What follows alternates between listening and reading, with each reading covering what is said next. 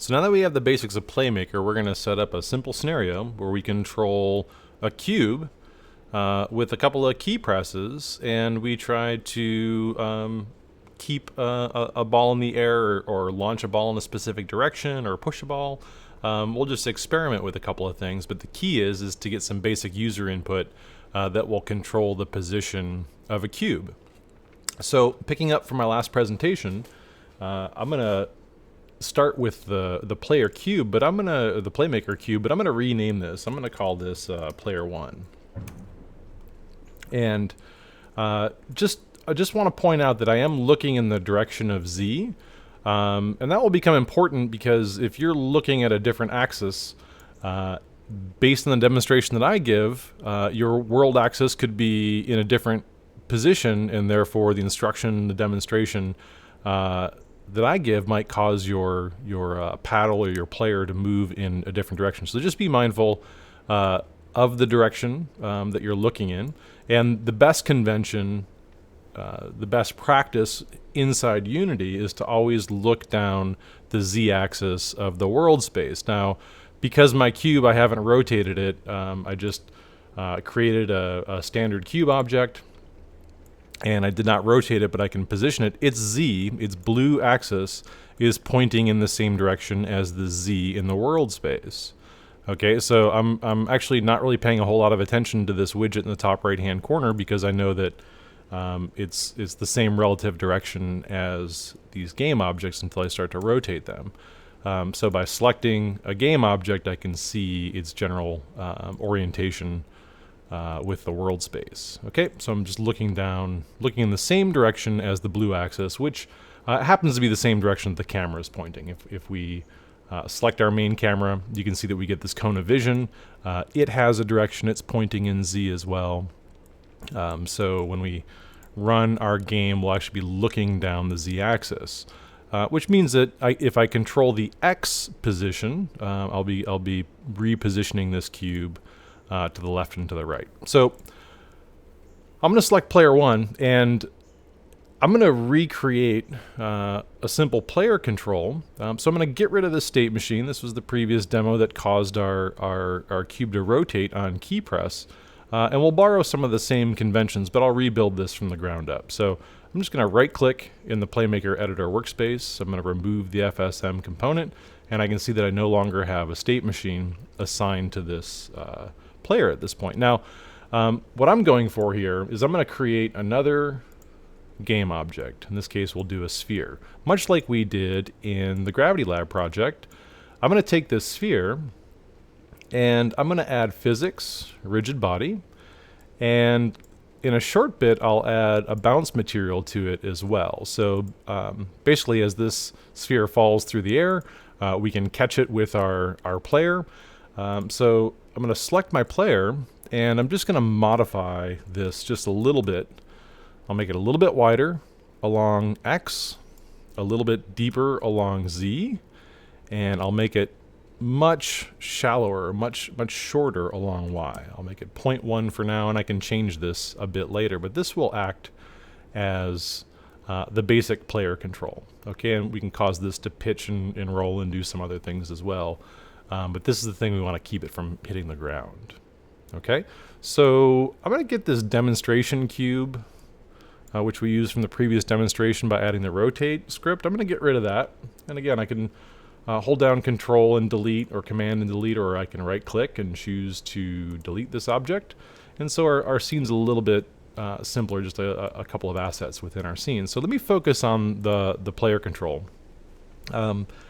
I did post a simple mock-up of kind of the flow chart of the state machine that we're going to create. So this is just a quick drawing of a mock-up that we're going to start. Once we start our state machine, we're going to end up in an idle state. So we're going to start changing the state names to reflect the core logic of that state. And then we're going to add a couple of different transition events. We're going to add a go left, go right. And more appropriately, these might be named according to the axes that we want to send these in. But for now, we'll stick to these intuitive directions. And when we press one key, we want to send it off. Let's say we press the D key. So we'll use the AWSD key set up on the keyboard. So we press the right key, we'll pass it to the go right state. And inside this go right state is when we're going to send our paddle or our player in the positive X direction, in the direction of the red axis. And we'll do the same thing, we'll just send it along negative X when we're going left. And that'll provide a basic control setup for this very simple game that we're going to create. So let's mock up the player control. I have player 1 selected. I'm going to go to the Playmaker editor, and I'll right click and add an FSM, or add a state machine. Now, state 1 is going to be the default state when our game starts, or our object comes alive inside our game scene. And rather than leaving this labeled as state 1, I'm going to go to the state tab and change the state name from state 1. I like to use idle. I like to use idle for a game object that's waiting for either user input or the game engine input, like detecting whether or not there should be a collision that's going to occur, or if it's waiting for a score update or something. It really just kind of says that the game object is there and it's waiting for some kind of data or some kind of input. In this case, we're going to wait for user input. Okay, so on idle, we're going to leave idle and either go left or right. And so this time around, I'll add 2 different states. I'm going to right click and add a state. And I'm going to change this right off the bat. Instead of leaving it as state 1, I'm going to say going right. Okay, and I'm not saying go right, I'm saying going right, because if we're in this state, we're going to be actively going to the right. Okay, I'll right click to the left, and you can see that I can just click and move these states around so I can organize them. So I'm just kind of organizing these visually, that the going right is off to the right side, and state 1 currently, we'll rename that going left, and I've organized that off to the left side. Now, I'll jump back to the idle state, and I'll set up some really simple input. And for now, I'm going to go into the action browser. I'm going to go into the input category, and from input, I'm going to get button down, and I'll double click. Excuse me, I don't want get button down. I want get key down. We'll come back around to buttons a little bit later. Get key down. And the key that I'm going to listen for, I'm going to set up going right first. And so I'm looking at my keyboard, and I'm looking at the A and D key. So if you were, playing a default sort of first-person shooter type setup, or some kind of default input, often they're WASD, the key input. And so I'm going to borrow the A and D key. So I'm going to scroll down and find the D key, and this will be my going right, or my go right key. So we're in the idle state, and if we get the D pressed, we want to create an event. So we'll create a new event, and we'll say go right. When we hit return, we're getting an error, and that's because we have not yet added the go right transition event to the idle state. And we can do that by right clicking and choosing to add transition, go right. Okay. Now, before I wire this over, which is typically the next step, I'm going to show you an alternative. I'm going to select get key down. I'm going to hit return. And this time I'm going to set up the A key. So I'm looking for the A key, and I'm going to create a new event. So right now we have go right, but obviously we don't want to use that, because then both buttons would go to whichever, wherever this transition event pointed to. So I'm going to create a new event, and we'll say go left. When I hit return, I get this error. Now, Playmaker is pretty sophisticated about solving errors for us. I do want to point out that if I click on this red error, it will resolve that error for us and say, okay, we'll add that event to this state, because that's one of the errors that it was getting, and that's why we're getting scolded by Playmaker. Now, that can be good from a workflow standpoint, but it's really important that we understand what we just did, and that's why I like to manually add our transition events, so that we're telling the computer, the software, the interface what we want to do, rather than it resolving things for us. So effectively all that did, if I right click, that added a transition, and we chose to go left. Okay, so now we have 2 transition events here, go right and go left. And the logic is that if we press the D key, we're gonna fire off this go right event, and if we press the A key, we're gonna fire off this go left event. So we have to wire these over to the most appropriate state. So I'm just gonna click and drag the go right over to the going right state. Same thing with left. Okay, so this is a semi-testable logic, semi-testable state machine.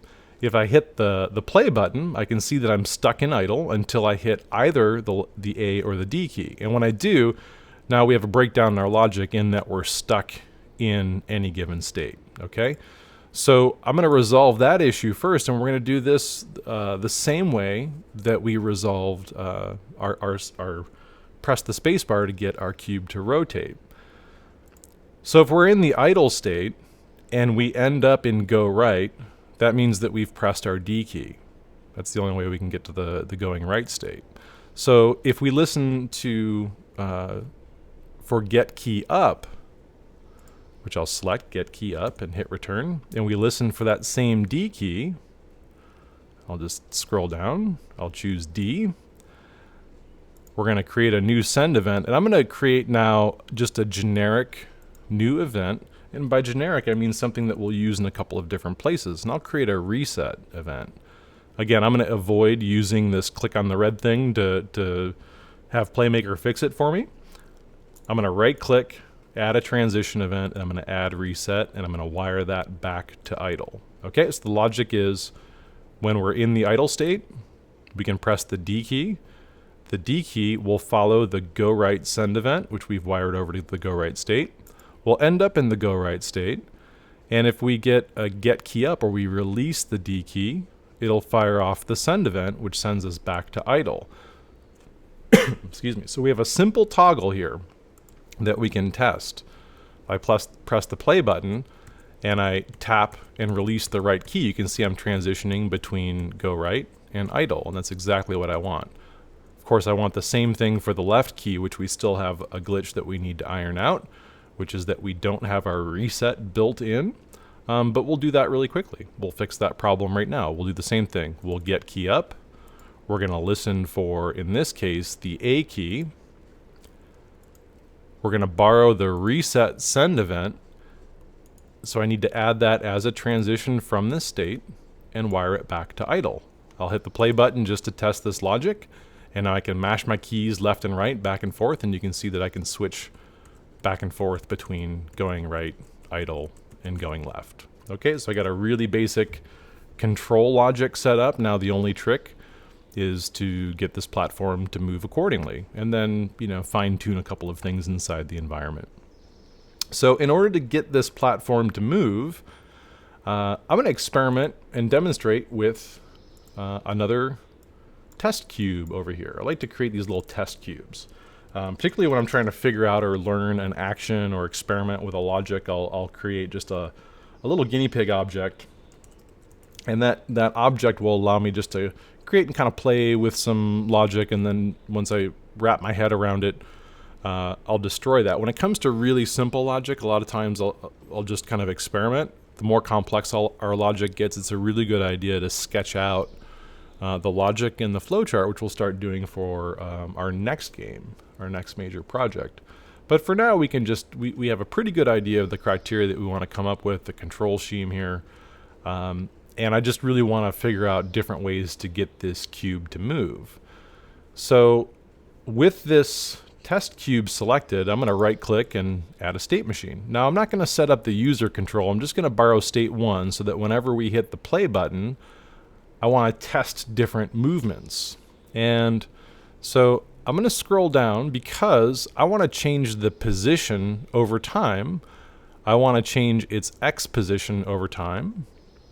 Okay, either in the positive or in the negative. And because I want to change its position of a static game object, I'm talking about a transform. So I'm going to go into the transform category, and there's a couple of different things that we can do to get this thing to move, but what I'm most interested in doing is a translate. Translate is a way of saying mathematically move a position. a transform position over time. So I'm going to select translate, I'm going to hit return, and we'll take a look and see what some of the options are here. So for translate, the game object in this case is the owner, and that's the thing that we want to move. And we can move according to a vector, but we're not going to do that. What I want to do is I want to move according to its x-axis. So just like we did before with the rotation, I don't want to use a variable in this case, not yet at least. I will when I integrate this into our player controller.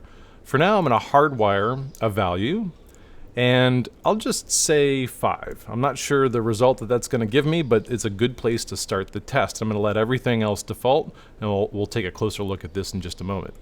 I'll hit the play button and see what 5 gives us, and that's the rate of motion that 5 meters or 5 units of a translation will give us along that y-axis per second. Okay, and it's moving every frame. Now, when we translate a game object, we have a couple of decisions to make. Do we want to move it in its self space, or do we want to move it in its world space? Now, the difference between self space and world space is fairly intuitive when it comes to a situation like this. Right now, if we're moving in the direction of self space, we're moving in its own x-axis. So in this case, it's moving in the direction of its red axis. And this can be most obvious if we rotate the cube just a little bit and point its red axis into a different direction.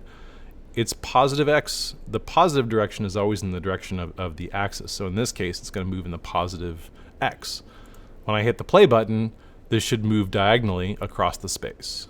Okay, I'll toggle the play button because it's moving in its self's x-axis. But if we change that to world space, it's going to move according to this widget, or the global XYZ axis system that is inside our world. So even though our cube is rotated, it's moving according to world space and not the direction of its self-axis. So that's something to be aware of when it comes to space. We'll talk a little bit more about that as we move forward. But I know right now, if I translate this game object at this rate, that's about the rate of speed it's going to move at. So I'm going to borrow that and use this translate for moving right and moving left. So I'm going to get rid of my test cube. I don't need it anymore. It's served its purpose. I know it seems kind of cold just to get rid of it like that. We're just getting ready to know that cube, but I'm going to jump back into my going right state. I'm going to find my translate command, my translate action, and I'm going to toggle the variable field for x, and I'll start off by using the value of 5. I'll do the same thing for going left. Use translate. We'll toggle the x value, but here we'll do -5. Okay, and so now if I hit the play button, I should have some basic user control of moving left and right to attempt to try to capture a falling sphere at this point. Now my camera angle is a little bit, doesn't lend itself well to this game setup right now, and there was virtually no bounce in this ball. So these are some things that we'll spend some time fixing here in just a bit, but I think the basic control is working the way that we want. So I'm going to lift my camera up just a little bit so we can see this a little bit more clearly. So